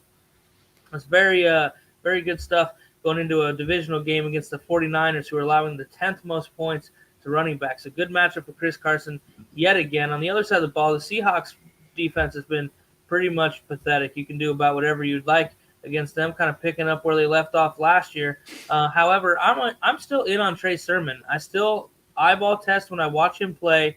The guy's the best running back in that backfield.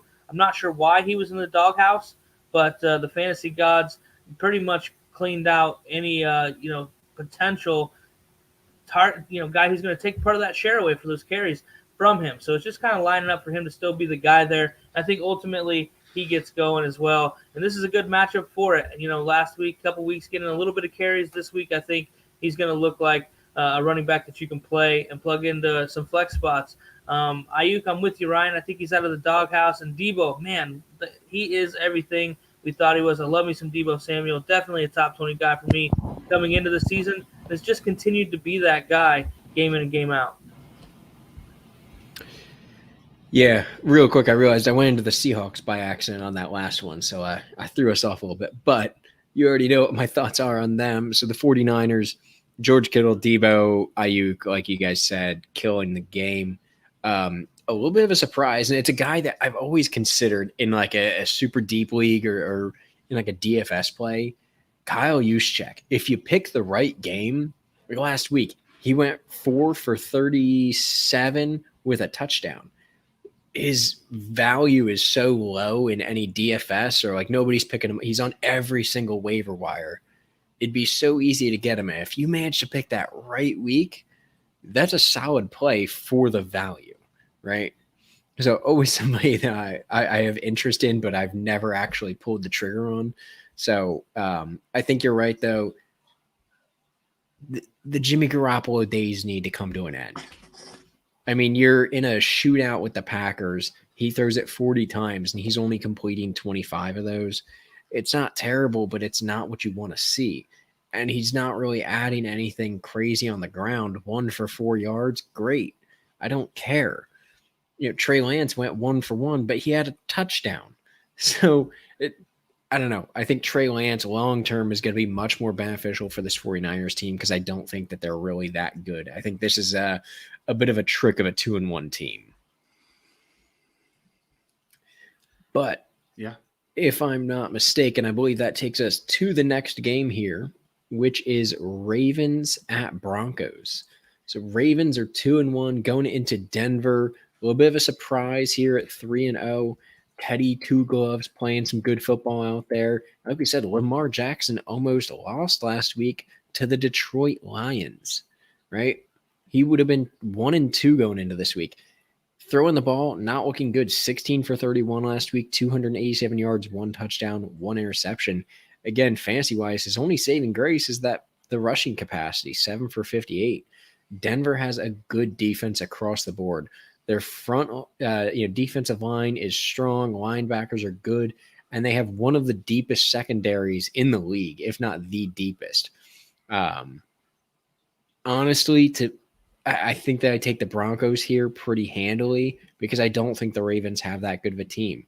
Mark Andrews is about the only guy catching balls, consistently for the Ravens.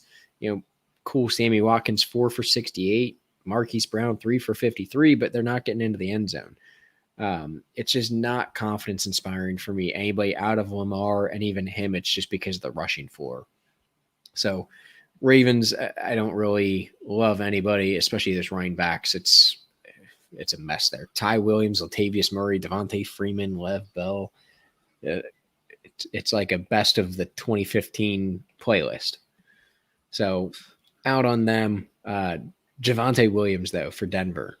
Love what I'm seeing. Same with Michael Carter. I think those two are going to be real for a long time. So if you have the opportunity to get him, I'm in, especially Dynasty. I think that's going to be a great play. Yeah. I think Lamar's having to do too much right now, and we're getting to see that. Fantasy, he's still a viable option at fantasy, but the concerns that I have about him breaking down, if this continues, he's going to break down. He is their run game. He is their passing game. The one thing I want to comment on, Tom, that I think you and I have got to give Lamar a bit of credit for. What did you say? 16 completions, 280 something yards. Out of 31 attempts. Yeah, but what I want to emphasize, though, is those weren't dink and dunk throws. He was taking shots. He had some drops. That should have been more like 18, 19. He did have some drops that should have made those dropped numbers. 2 touchdowns. Yep. If he 2 doesn't get hit in the touchdowns. face of the ball. Duvernay dropped 1. There were drops in that game. So I thought Lamar, he's having to do too much, and he's not getting enough help. Hollywood until last week was that help, and that last week we saw, again, 280 something yards in fantasy. You're loving that from Lamar Jackson because you know what he's doing on the ground. But I really want to focus on the other side of the ball because I'm not a big fan of a lot of the Ravens this week. The Broncos defensive matchup is a nightmare, and I love all the Broncos. Cortland Sutton, baby. This is another Cortland Sutton week. I don't think the guy's really stoppable, and the Ravens secondary is banged up. Bridgewater has been so effective. It's been a breath of fresh air. This is going to be a really difficult team to deal with because they don't have any weaknesses, like none.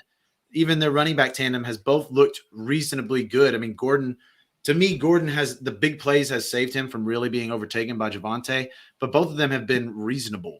Tim Patrick, when he's been the guy just scores. And Noah Fant, a little bit of a letdown for me last week, but I expect another big week from him this week because, again, I think this could become where the Ravens can run the ball on anybody, including number one defenses. It doesn't matter. Lamar's that special, and it does seem like, I want to see some more Tyson Williams again. That's the special guy in this backfield. But I think it's going to be the Broncos. I will lean just on the over barely because, again, Teddy's been so effective. They're just moving the ball on everybody. I like the Broncos. None of this is DFS relevant because I don't think this is going to be crazy high scoring, but I do think they sneak over 45. I feel the same way. The Ravens kind of scare me in this matchup. Obviously, you have to start Lamar, and I'm a little bit discouraged with the usage of Tyson Williams last week, a guy that I was happy to plug in some flex spots in a favorable matchup against the Detroit Lions.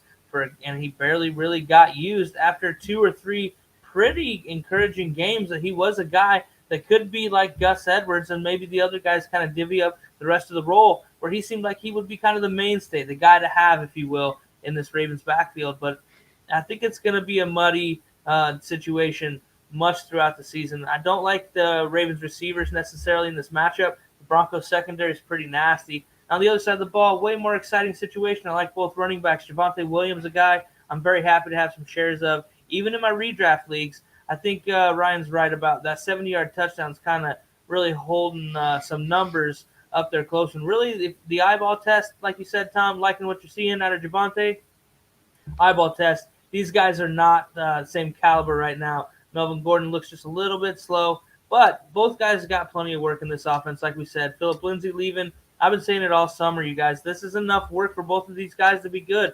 Javonte Williams is just a younger and really a more dynamic player than Melvin Gordon really ever was. He wasn't necessarily a guy that made a whole lot happen in the open field, but I like Cortland Sutton, and I think Noah Fant is really the second best receiver on this team right now with Jerry Jeudy, now KJ Hamler being out. I think they're going to lean on him more in a very favorable matchup against Baltimore, second worst against the tight end position. So I like what could happen for the Broncos. I like them at home. Tight spread. I think they pull away late as the Ravens kind of struggle to get going against the defense. And I'll take the over. I think the Ravens are going to score enough points with the Broncos winning. We'll get over that 45. 45 is relatively low, really, for the way the Ravens can score and how well, like you said, Ryan, Teddy Bridgewater's playing. Our next matchup, kind of an interesting situation, a rematch of the Super Bowl back in the day. We got the Pittsburgh Steelers at 1-2, and Ben Roethlisberger, who cannot move, at the Green Bay Packers, 2-1. Packed favored by 6.5 on their home field, over under 45.5. Really, as far as Pittsburgh goes, until Deontay Johnson gets back, the only Steeler I'm playing is Najee, and it's volume alone. It's not even impressive. 14 receptions on 19 targets last week. That tells you that not a lot good is happening down the field for the Pittsburgh Steelers. So I'm out on everybody but Najee. Like I said, and that's just a volume play. I mean, this is a guy that's getting 40 yards rushing on a solid amount of carries. The yards per carry is not there, but if you're going to catch the ball that many times, your floor is incredible, and that's what we like, right, guys? Minimize that risk, keep your low floor, and, hey, the bigger booms, that just helps you separate. So the Packers playing the Pittsburgh Steelers, you think it's not that good of a matchup. Pittsburgh's typically a pretty strong defense, but they've not been playing that great, and some of that might be the lack of the ability for the offense to really control the ball and do a whole lot with it. Puts a lot of pressure on the defense, and Green Bay's got something to prove. Aaron Rodgers is balling right now. I don't see how the Steelers contain Devontae, and I really see the middle of that defense. Bobby Tonyan is going to be an issue down the middle of the seam for this team, and Aaron Jones has been getting going as well. The Pack got a lot going on. MBS running different kind of routes, getting targets, and more than just being a deep threat. That's kind of scary to me. Alan Lazard loves the block, wants to play on kickoff coverage apparently now. He's just loving playing football there. So I do think the Packers trounce the Steelers at home. I'll take the Pack, and I'm going to take the under. I don't think the Steelers score much. I think the Packers get out ahead and kill the clock and get out of there healthy. So can we talk about Ben Roethlisberger for a second? It's ugly. My man threw the ball 58 times last week. 20 of them. I don't even care about. I was gonna say I don't even care about how many he completed, anything like that. The issue is he threw the ball 58 times last week, and by the way, looked like a fucking redwood tree back there doing it because he looks like a fat. Monday morning quarterback. He can't That's move. what he looks like. He can't move at all. He looks like Patriot Gronkowski. End of Patriots Gronkowski. Yes. Yeah. He looks like a marionette doll getting controlled by me, and I couldn't control a marionette doll for anybody that can't figure that out. It's ugly, right? I didn't know they signed Jared Lorenzen. Drops. Oh, yeah, wow. it's terrible. This is, by the way, what we're spending my time talking about because I don't want any of the Steelers. Give me all the Packers. There you go. But, oh, my God, Ben Roethlisberger, this is painful to watch. And I will say people have been saying, bring in Cam. So bring in a guy that doesn't throw accurately behind a terrible offensive line. It's not the answer. And So can't move either. He was getting wrecked in New England back there. Yeah. I mean, It's come just on. Pittsburgh's bad right now. Ryan, get in there. Yeah, I'm kind of avoiding the Steelers. I totally get what you're saying, Billy, about Najee. I'm starting him. I'm not sure I'm targeting him this week as much. I think this gets ugly fast. I don't think they're having any chance at all of stopping the Packers. All the guys you mentioned are the guys I'm targeting. Tanyan's in for a huge week in the middle of that. And then Adams, they're going to have to double him. And if they do, they've shown if you double Devontae, you can relatively be effective against him.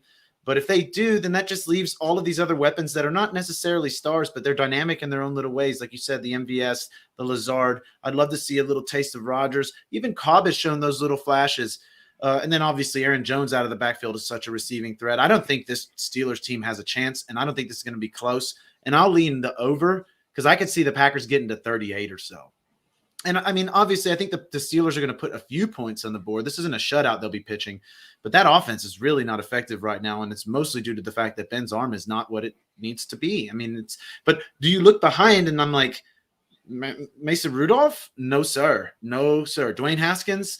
Good God. I mean, Ben at 60 is better than both of those options because at least he knows what's going on in the field. So for me, they're stuck. And the Steelers are going to be hard to deal with because of the poor offensive line play and Roethlisberger being a statue. Speaking of statues, do you think that I think they should be unveiling the statue of Tom Brady at this Patriots game? I think Yes, that would they just be should. hilarious. It would drive Patriots fans crazy. But we're here to talk about fantasy, and this one is not going to be a Patriots fans fantasy friendly game. The Bucks are going to look. I'm pretty sure if the Bucks and the Rams played 10 times and everybody's healthy, the Bucks win the majority of those games. I do think they are the superior team when everybody's good to go. They lost last week, and I would say it was in relatively embarrassing fashion for them. The Patriots are in for a rude awakening. They're going to get Tom Brady pissed coming back. He's going to smoke Belichick. I mean, they might still be friends, but you know that that's in his head. Don't you dare. I see a big game for Gronk. If he's healthy, I really hope he is because he is going to do the exact same thing to the Pats that Brady's going to do. If AB plays too, another guy that you need to watch out for, revenge game. There's so many revenge game narratives here for the Bucks, like they needed anything after that loss. Hammer all the Buccaneers here. Gronk is going to be the tight end one this week if he's good to go. I'm all over it. On the other side of the ball, no, I'm just not. I'm not doing any of this. I think Mac Jones has been quite effective as a rookie. When you really think about his accuracy levels have been pretty good. He hasn't made a lot of dumb mistakes, especially for a rookie. I think they might have found their guy. Just let him grow, let the offense build around him. This isn't their year. They're going to get smoked. I'm not touching the Patriots, and I'm hammering all of the Bucks. Brady could go into like God mode against the Pats right now. It could be scary fantasy day for anybody playing Brady this week. Yeah, I'm playing every receiving option I can for the Buccaneers. I love the matchup too. Brady going in there with something to prove, and this is a team that has really shown through 3 games they absolutely cannot run the ball. Cannot run the ball. It will be interesting to see what Belichick's defensive scheme is. They like to take away that one guy. Well, from AB, Gronk, Godwin, Mike Evans, who do you choose? So pick one. The other 3 are lethal. So I just don't like the way this shapes up. Coming off the L, Brady 60 yards roughly from breaking the all-time passing yardage record. That's going to happen on the first drive, and it might be on a pass to Gronk in the end zone. I think this is going to be one of those games that it's kind of Brady's going to show his ass a little bit. Just like he's been a little more vocal about things since he's been in Tampa Bay, I don't think the Bucs take the foot off the gas. I think this is embarrassing for the Patriots. I think it might be a subject of a lot of controversy come Monday morning all over the media outlets. But playing my Bucs, Patriots, I do think that Jacoby Myers is a guy that you can plug and play. He gets a large amount of targets, so he does have a decent floor in PPR format. So that's a guy that is a flex option for me. But that might be the only Patriot I'm even considering outside of Damian Harris.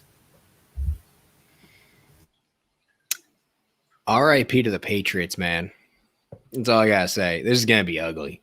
Oof. Tom Brady revenge game. He's gonna go run for 100 yards just to say he did, right? Like he's 5 quarterbacks, not really. Touchdowns. Yeah, exactly. I don't think he really is. For the record, that for legal reasons, that was a joke. Tom Brady doesn't know how to run, but he's a 1,000-yard rusher. Hey, yeah, after 20 years. 50 yards a career, 4 yards a game. Yeah, exactly. So at the end of the day, Tom Brady and the Bucs, play any of them. I don't think you can go wrong. The Patriots defense hasn't looked overwhelming to anybody. They're not great. It could be worse, but on the other hand, I think this Bucs defense is going to swallow up Mac Jones a little bit. He looked good against Miami. He looked good against the Jets. Went up against New Orleans and shit the bed. He was efficient, but not great against the first 2. Last week, 58% completion percentage. I'll be at 270 yards, 1 touchdown and 3 picks. I think he hit a real defense. Like we said, the Jets, not a great team. Dolphins, I was a little surprised by how well he did against them, but still not an overwhelming team. So I think RIP to the Patriots. The Bucs are going to run the floor with them. It'll be ugly. Yeah. But Last matchup. the last matchup of the week. Raiders 3-0 going into Los Angeles. I always almost say San Diego.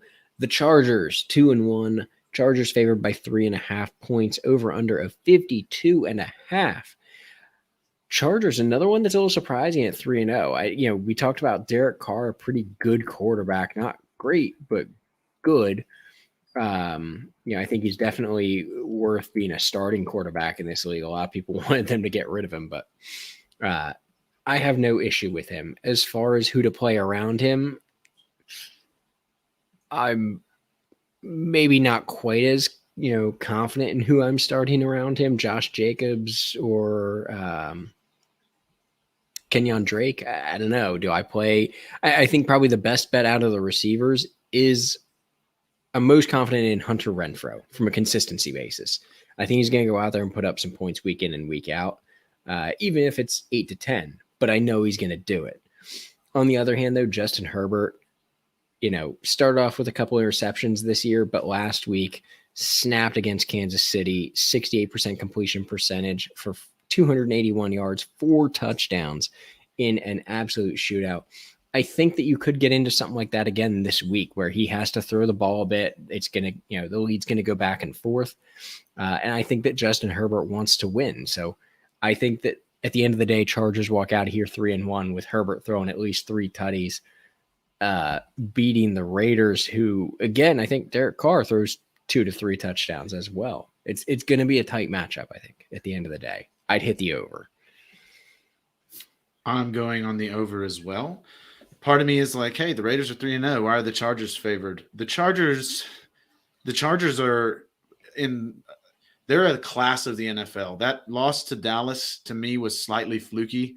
This team, with the realization of the Justin Herbert deep ball, Mike Williams' evolution into what I'm sure y'all as well knew he could be, and then Eckler being effectively used in the passing game after that first week dud, like Eckler's at his ceiling right now as far as the pass game goes. What you're seeing from him, and this is what the thing that for this entire offense, Herbert, the evolution in year 2 with how much more of his game is available. This whole offense this is the year Mike Williams passes Keenan Allen. I called that last year. It happens this year. Mike Williams has been the fantasy asset, especially at his price point in this offense. It's been remarkable. His efficiency with the deep ball. I'm all over this Chargers offense, and I think they're matchup proof. I don't think we've even seen the best version of them yet because their defense is an above average defense. They do have talent. Now, Derwin James is always hurt. I wish that guy could stay healthy. That's really a game changer that they miss a lot. On the other side, though, we got to stop sleeping on Derek Carr. He has been nothing short of spectacular. Obviously, although Waller has had consistency issues through games at some points, he always makes up for it later on as when he's speaking in fantasy terms. Ruggs being that Hollywood Brown-esque guy that we know he could be. Edwards getting a little more consistent as we go. Renfrow being really one of the most underrated fantasy guys in all of fantasy football. Like, the guy is kind of a volume hog when you look at what he's been doing lately, and he's got as sure hands as anybody can get. Avoid the run game here, probably for the remainder of the season. I know that Peyton Barber just went off, but when Jacobs comes back, and then with Drake not changing anything, I really hate the Raiders' run game, but the Raiders' offense is exciting. That being said, the Chargers are too much. It's going to go over, and the Chargers are going to beat it by more than 3.5 because I think the Chargers are legit Super Bowl contenders. The Chiefs really don't lose back-to-back games. So I was made on the mistake of being on the Chiefs side of that game in my bets, and I really wish I would have trusted my gut. This Chargers team is crazy good, and you should have as much exposure to this entire offense as you can while they're healthy. I agree with you, Ryan. I think Mike Williams has taken that step. I don't think this is a fluke. I think this is another guy that continues to develop and become a serious fantasy asset. The talent has always been there. For some reason, just had not really come to fruition on the field, and Justin Herbert just doesn't seem to mind that wasn't the trend. Mike Williams playing well. He just peppers the guy, and he just keeps playing out of his mind. So I'm liking what I see there. Keenan Allen, still that dude. I do think they do need to find some other weapon. Austin Eckler, a guy they're using the shit out of. Like you said, he's at the max ceiling for receptions. And we've seen this guy break down after getting up into that 150, 160 touch mark. He's going to get there pretty fast this year, you guys. because they're using him a lot. And Larry Roundtree, a guy they kind of used at the beginning of the year, they really bailed on him already. I think they were a little early on that. I think they got to get him back in the mix so they can keep Eckler on the field. He makes this offense different. When Eckler's rolling, kind of has that spark, he comes in. But when you ride him too much, it's going to be a rough stretch down the backside of this season without him if he gets banged up again. The Raiders, 3-0, like you guys said, number one offense in football right now. Derek Carter's balling out of control. But I don't trust these receivers. Brian Edwards, Henry Ruggs, Hunter Renfrow, all guys we've seen flash. But good luck picking who to put in your lineup what week, you guys. Darren Waller is going to be the only Raider I want to touch outside of Derek Carr, and that's just because the Chargers aren't particularly good. Ninth worst against the tight end position so far this year, and they haven't even played Darren Waller yet. So they're probably going to be a little bit worse heading into next week. However, I do think the Chargers win this one. I think there's a lot of points. Divisional matchup, these teams tend to light each other up a little bit. So give me the Chargers at 3.5 and 52.5. I'll take the over on that as well. Hey guys, week 4, 1 month in the books, quarter way mark. Don't panic with your teams just yet. Things are still getting ironed out. Guys are still getting back from health issues. This is the meat of the season, though. If you're in trouble, you got to start figuring out ASAP. To be fair, I also want to point out one thing. The Chargers have faced Travis Kelce, Logan Thomas, and Dalton Schultz. So they have had their fair share of some talent they faced at tight end so far. But it's, again, Waller's likely going to lower that ranking moving forward this next week. Hey, at the end of the day, like Billy said, week 4, there's a lot of season left, right? If your team is starting off to a slow start here, even if you're 0-3, you can still overcome that, right? This is the time of the season that it really starts to count. You start to really get a feel for your guys, and that's what we're here for. We're here to help you out with that, answer any questions you have. And with answering those questions, boys, tell them where they can find us. If they want to know who they need to start, who they need to sit, if they should pick somebody up off the waiver wire, where can they find that information from us? Well, for me, you can find me on Twitter at Real Ryan Hicks. But if you really want to find me, you're going to get on Sleeper because that's where I'm at, tinkering with lineups all day. So this Twitter handle is good for finding any stuff that I'm putting out. But if you actually want to get in touch with me, get on Sleeper because I'm surely looking at all my leagues and checking scores. That's where I'm chatting at all times. It's Ryan Hicks 63 there. And honestly, if you have lineup questions, the quickest way to me is that, or my text message, which if you get me with Twitter, I'll get you back. But I'm likely in Sleeper at the time. And then I'm just really excited. Week 4, guys. Week 4 for me is a time where you really get to know some of these teams. We got 4 weeks. There's a sample size to look at now. So I'm going to feel way more confident when I'm picking my overs and unders and spreads moving forward from after this week, because now we have something to look at, something real, a quarter of the season. Yeah, find me on Twitter at bwit24. You can also hit us up, Fantasy FR Live on Twitter. We'll answer your lineup, trade questions, any of that kind of stuff for you anytime. Just let us know. We're here to help.